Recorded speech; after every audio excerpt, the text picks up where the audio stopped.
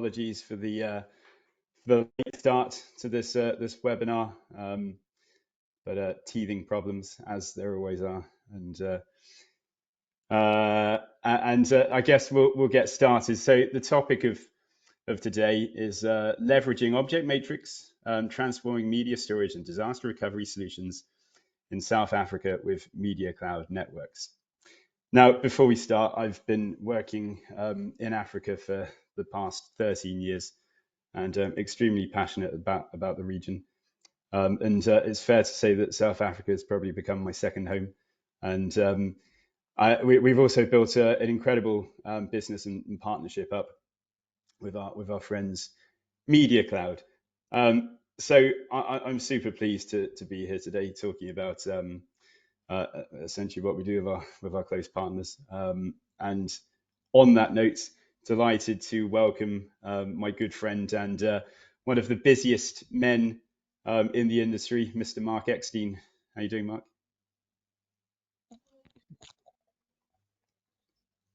I'm good, Pete. Thank you. Good. Great internet connection, Very good. Nice to be here. Good. So just it's not a bit great. of just a bit of an introduction. I'll just carry on speaking. So for those that don't know me, I'm Pete, Senior Sales Director for Perifery. And Mark, do you want to just introduce yourself? Yeah, I'm Mark Eckstein. I'm the MD of MediaCloud Networks. We've been around for probably about 12 or 13 years.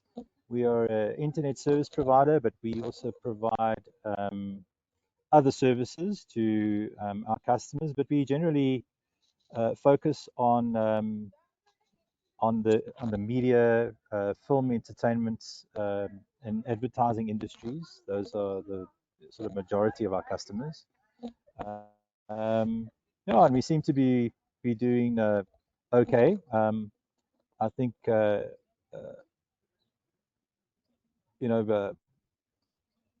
business that we're in, and Pete will agree with me, is that COVID generally had quite a large impact in the world, but we were quite lucky in a sense that it was good for us. It accelerated a lot of the services that we offer, and we're quite happy about that. And then obviously our partnership with Object Matrix or Perifery has been really good. And we want to go there from strength to strength. On that note, I'm going to pause you there, Mark. Otherwise, you'll go through the entire agenda on your own without any questions. Or yeah. So, just firstly, Pete, if you don't mind, I'm just going to turn my camera off for now. I just want to move to a better area. I think my connection is not great. You're okay at the moment. I'd say you're okay. We've got some live listeners, so let's continue where we are. Just for those that don't know Perifery, so we are a media-focused software company based out of the UK, and essentially we provide archive and data management solutions based on storage applications to the global media market. Previously, Object Matrix and Object Matrix are very much the product line, and that's exactly what we're here to talk about today, the partnership with Perifery and MediaCloud. So just touching on the agenda, we've sort of gone through who we are. We'll talk about how the partnership started, what the shared goals and vision has been, how we've addressed the challenges in a challenging industry, Mark, it's fair to say, and basically where we're going next with it all. There's lots of exciting things that we're doing, and lots of exciting things that MediaCloud are doing. So on that note, let's you were going to go into it, Mark. So let's ask you now. So let's talk about where it all began, I guess, and the problems that that you were trying to solve. So you spoke about MediaCloud being a telecoms company for the media market, which is exactly where the synergies have been between Perifery and MediaCloud, that we're both media-focused companies. So where did it all begin for you? When did you realize actually it'd be good to offer additional services on top of network? I think in the early stages of the business, in particular in South Africa, broadband internet was not as prolific in the region as it is today, and I'm sure the same applies to Europe and the UK.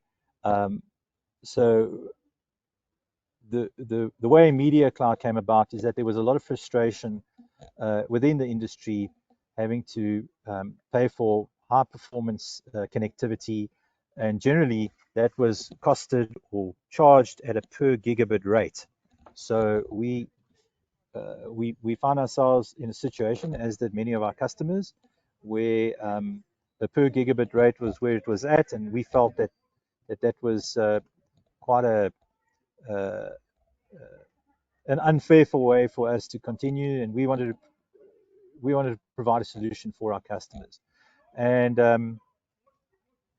our customers then said, "Well, it's great that we have this fast connection. We've got your fiber connectivity, but we want to be able to transfer our files around the world at blistering fast rates and speeds, and so obviously." By way of applications such as these UDP accelerators like Aspera and Signiant, that then created a real way for our customers to be able to do what it is they needed in order to get these files transferred. Then there was a demand for storage, and we had a look around, and we were looking for an alternative to the public cloud storage solutions that were out there at the time. Amazon or AWS was not available, as were most of the other public cloud providers within our region. That has changed. However, the cost of egress, which is something we can obviously talk about later, but the cost of egress or ingress was it just didn't make any business sense. And so what I then did is I started looking around for an object storage solution that we could then provide to our customers, multi-tenanted, S3 connectors, provide a good alternative that was cost effective, and because it was sitting on our network, we would then have the ability to negate the cost of ingress or egress to our customers. And At the the rest is time, history, yeah, so and to say. the rest is exactly. So So, that's just to stop you in short your story. Yes, absolutely, and just to stop you in tracks there, because how that evolved is, so you've done your research and you came across us, and that was correct, I don't know, a million years ago now, or so it seems. And so correct. in the first Yeah, instance, um, MediaCloud purchased an on-prem deployment of Object Matrix, and 288 terabytes. Yes, yeah, absolutely, and started offering that to your customers. And actually, correct. because of what you said, because of the lack of availability of public cloud providers, but also the prohibitive, let's say, behavior of public cloud providers, it was almost a bit of a no-brainer for your customers to start using your storage as a service. Let's not forget as well that also it started by MediaCloud as a reseller partner of Object Matrix as well, providing Correct. Yeah. on-prem deployments of Object Matrix. So um, I think we sort of talked about the sort of how it first started and how we were quite aligned as, let's say, media focused companies that ultimately offer services above and beyond what we say we do on paper, and that's a big benefit. So essentially, that's where your cloud service started from, that purchase of that small system. And ironically, as it turns out, that was the start of Object Matrix Cloud globally as well, because it was a catalyst for us to start doing that in collaboration across the two different regions. Um, Sure. just moving on then. So in terms of So that was where it first started. In terms of sort of industry challenges, um, I want to touch on this briefly because you mentioned AWS not being available. What other services are available in South Africa, and what are the sort of what's the competition, and how did you see that at the time, and how do you see it now? Uh, so I don't really regard AWS as a competitor. I mean, they obviously offer a good service, but um, what I what I think we are, and I think also with Matrix, Object Matrix Cloud, we provide what I like to think as a turnkey solution, Pete. So we give the ability to the customer to be able um, to mount their vaults from from wherever they are, by way of CyberDuck or or another S3 tool. We've also had success with MXFS over our network, and we do have one or two customers that are using MXFS to mount vaults from across town, and that's been working quite well. And then vision has also had a large impact on the success of what it is that we offer.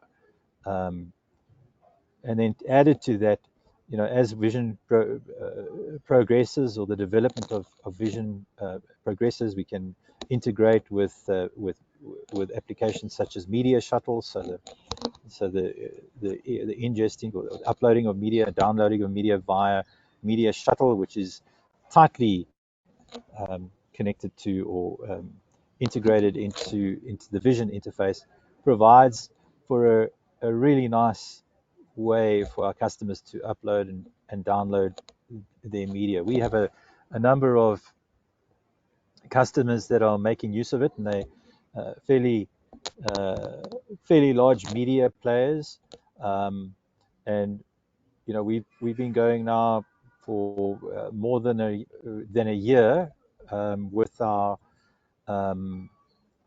large cluster, which sits at the Terraco data center in Johannesburg. We put that in a tier 3 data center because we have the added benefits of security and power, and then obviously that sits on the edge of our network, and we can connect directly um, to the NAP Africa peering switch, and to the undersea cable. So it's a good place for our equipment to be, and our customers are really happy with where it is.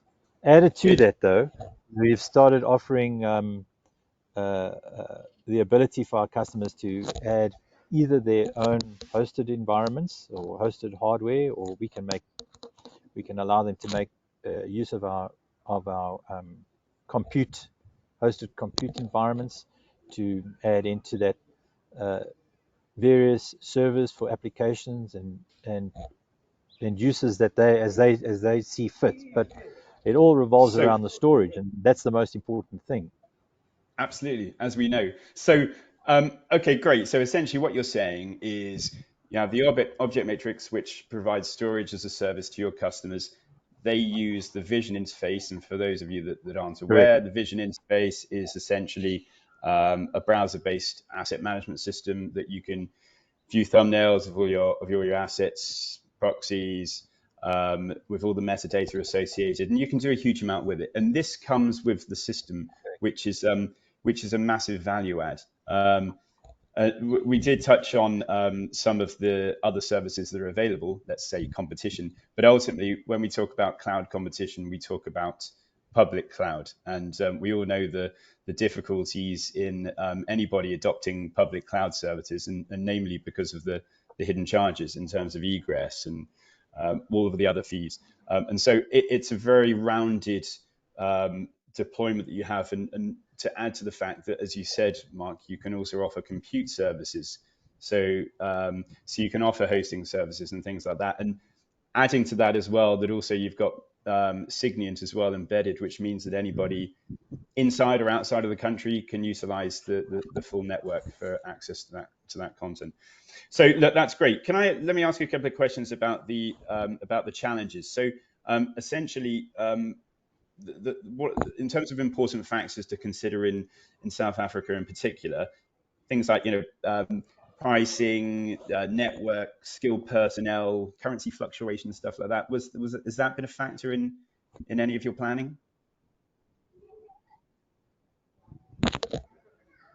Correct. So one of the things that I often tell you, Pete, is that the object matrix storage is like the Fisher Price solution for storage in the. I don't know if they're still around these days, but when we were youngsters, we had these toys made by a company called Fisher Price, and they probably, was handed to the first kid in the family, and 5 or 6 kids later, that Fisher Price toy was still there, easy to use, and provided probably the most entertainment for all the children in the family over a 10-year period. Easy to use, easy to understand, and that's what I think is the real benefit of the object matrix storage, is that it's exactly easy to use. It is easy to set up.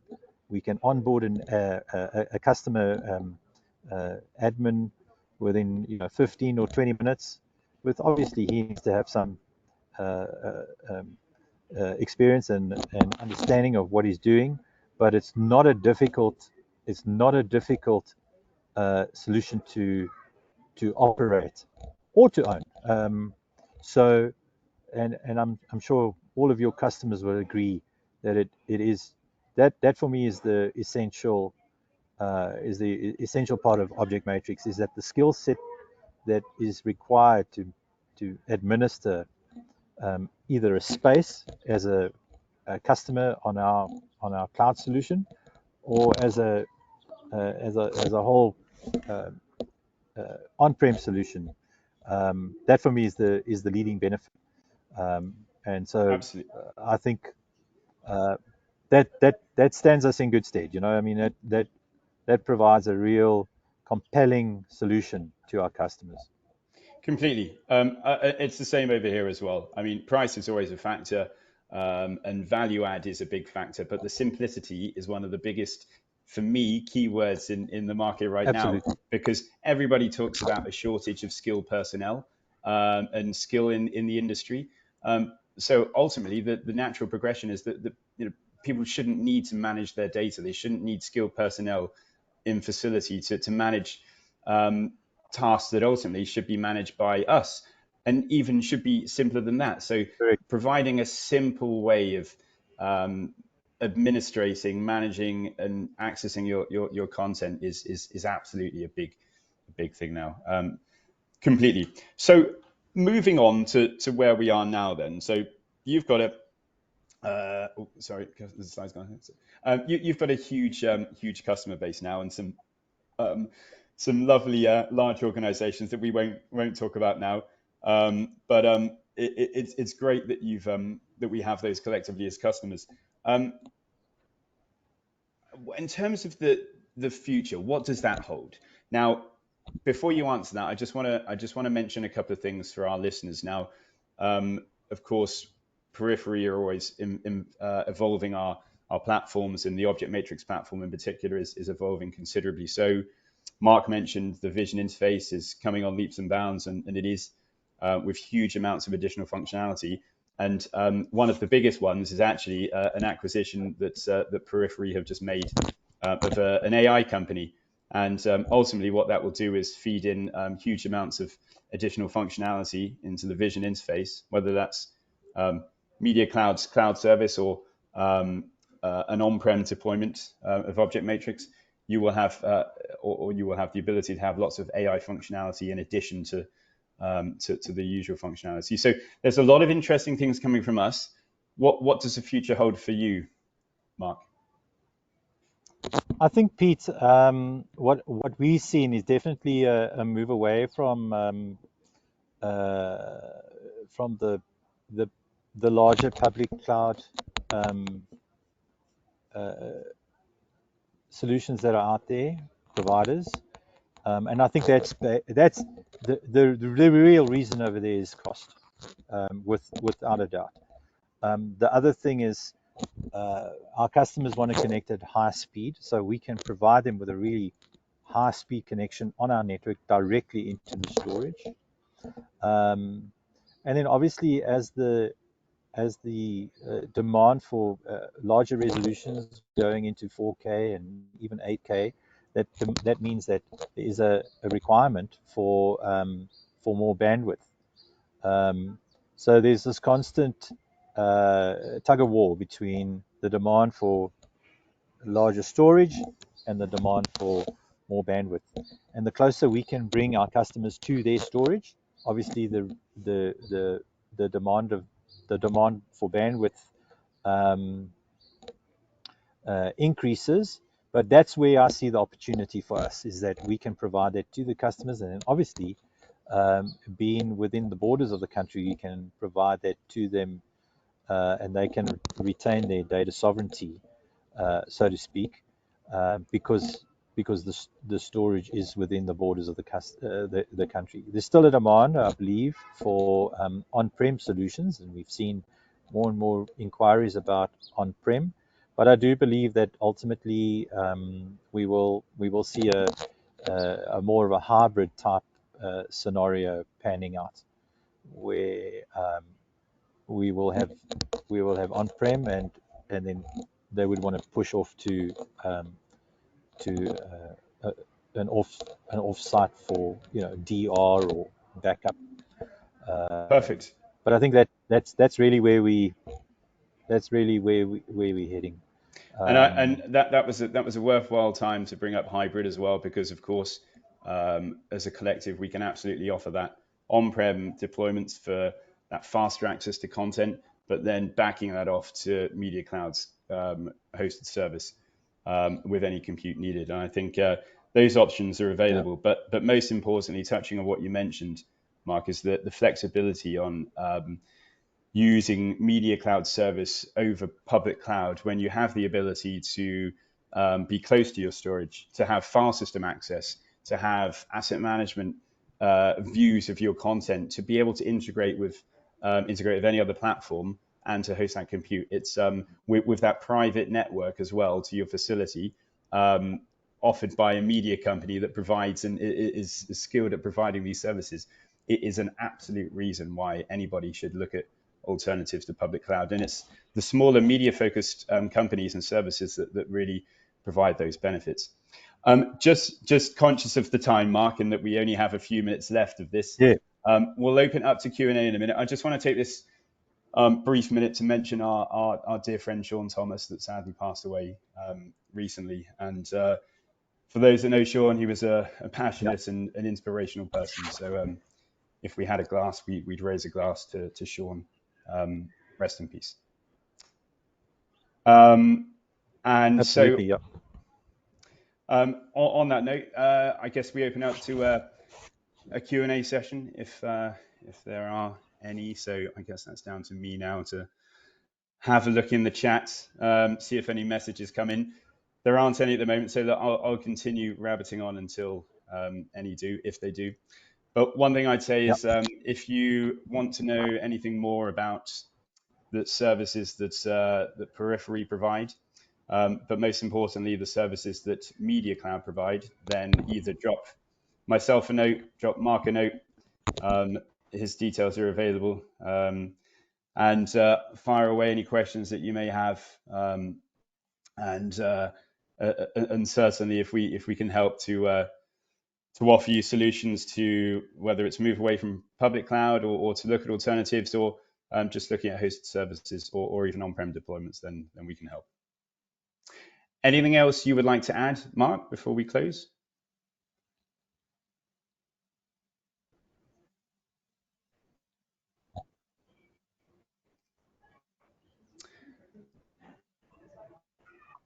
and it sounds like any live production when you've got somebody in the field that we've lost a bit of we've lost connectivity. So I believe Mark's gone. So I'll just end the session by saying, look, thanks everybody for joining. Thanks to Mark for oh, here he is. Thanks to Mark for making his time available, and thanks everybody for joining. Mark, any closing remarks you want to make before we leave? I think, yeah, I think, Pete, what really excites me about what's been happening, sorry, I saw that we did get disconnected there. I think the thing that does excite me about Perifery, in particular with what they're doing with Object Matrix and applications such as Vision, is the fact that what really interests our customers is what Perifery been doing with the development of integrations, for example, into Avid, with not only the ability to just move files between Avid and the object matrix storage, but also the metadata, and that is a big deal. Being able to access your files or do a file search through Vision, and use the metadata tagging or tags that were created within Avid, for example. For me, that type of progressive view on where things are going is great for media companies in particular. And the more of that type of development I see, the better it is going to be for customers making use of Object Matrix in particular. Good. Thanks, Mark. Brilliant. Well, look, thanks again for your time. You can go off and do some more sunbathing now, whilst I go and relight the fire. Reasonably chilly over here. Thanks again, everybody. Big thanks to you, Mark, and give us a shout if there's anything that you any more information you need. Otherwise, join us for the next in the series of webinars. And thanks again, Mark. See you later. Bye-bye. Cheers all. Thanks, Pete. Take care.